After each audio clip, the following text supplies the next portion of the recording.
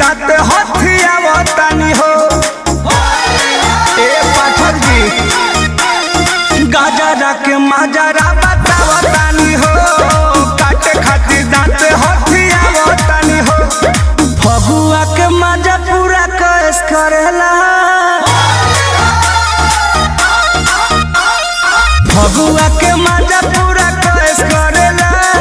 ओही हवे बगन ऐस करेला।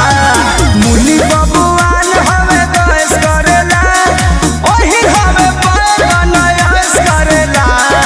ओही हवे बगन ऐस करेला।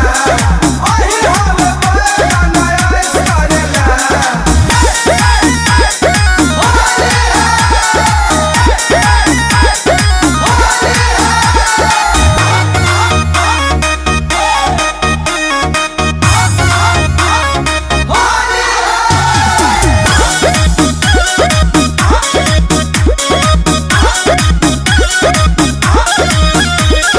कृष्णा बेदर